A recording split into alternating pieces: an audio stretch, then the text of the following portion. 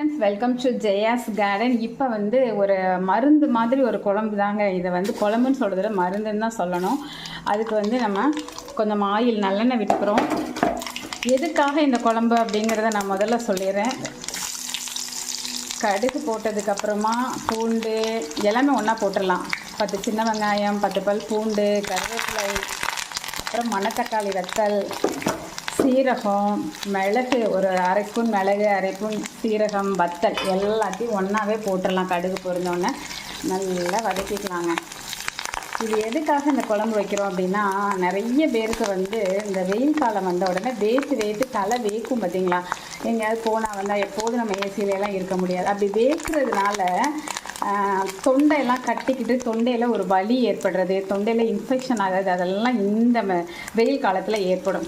அதை சரி பண்ணுறதுக்கு இந்த குழம்பு அபூர்வமான ஒரு மருந்து. நல்லா வதக்கிக்குவோம். நல்ல ஒரு கோல்டன் ப்ரௌன் வந்துச்சு பாருங்கள். இதில் மிளகெல்லாம் போடுறதுனால மிளகு வந்து நல்லா வெந்து சாஃப்ட் ஆகிடும். இது தொண்டைக்கு ரொம்ப இதமாக இருக்கும். அதோட கொஞ்சோண்டு குழம்பு மசாலாவும் மிளகுத்தூளும், இதுலேயும் மிளகுத்தூள் நம்ம அதிகமாக போடுறோம். நல்ல ஒரு கோல்டன் ப்ரௌன் வந்து அந்த மசாலா எல்லாம் ராஸ்மெல் போகிற வரைக்கும் வதக்கலாம். நல்லா இந்த அளவுக்கு வதங்கின உடனே நல்ல பெரிய தக்காளி, 2 தக்காளி, ஒரு நெல்லிக்காய் அளவு புளி எல்லாத்தையும் ஒன்றா அரைச்சிக்கிட்டேங்க. இதையும் நல்லா வதக்கிக்கலாம்.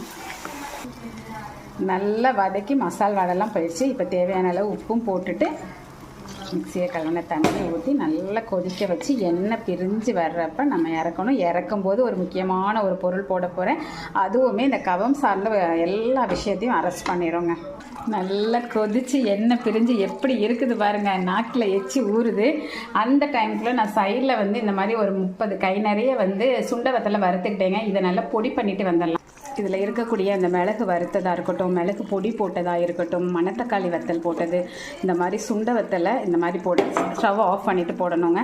இதெல்லாம் சேர்ந்து உங்களுக்கு அந்த தொண்டையில் உள்ள புண்ணு, சளி சம்மந்தப்பட்டது, இந்த என்ன சொல்கிறது, அந்த தலையில் ஈரம் தங்கி அந்த புடவையில் ஈரம் இருக்குது சொல்லுவாங்க. அதனாலேயே நமக்கு வந்து வேத்து சளி பிடிச்சி அந்த மாதிரி ஒரு மாதிரி ட்ரை காஃப் வரும், தொண்டை வலி வரும். அதெல்லாம் சரி பண்ணதுக்கு இது ரொம்பவே சூப்பர் ரெமெடி. எதுவுமே தொட்டுக்க வேணாம். போட்டு பசஞ்சு நிறையா வச்சு சாப்பிட்டுட்டீங்கன்னு வச்சுக்கோங்களேன், அட்டகாசமாக இருக்கும். ட்ரை பண்ணி பார்த்துட்டு கண்டிப்பாக ஷேர் பண்ணுங்கள். பிடிச்சிருந்தா லைக் பண்ணுங்கள், ஷேர் பண்ணுங்கள், கமெண்ட் பண்ணுங்கள். மறக்காமல் சப்ஸ்கிரைப் பண்ணி சப்போர்ட் பண்ணுங்கள். ஓகே, பாய்.